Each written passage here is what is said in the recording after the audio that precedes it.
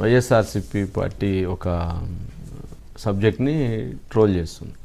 ఏంటంటే Sisodia, senior IAS అధికారి, revenue principal secretary, special chief secretary Sisodia. వీళ్ళు ఏం చేశారంటే దాంట్లో ఫోటోను మార్ఫింగ్ చేశారు. ఇప్పుడు ఆ ఫోటో ఉంది చూసారా, ఆ ఫోటో మార్ఫింగ్ చేసేసి అసలు ఆయన అటువైపు కూర్చొని ఉన్నాడు, వీళ్ళు ఇటువైపు కూర్చొని ఉన్నారు.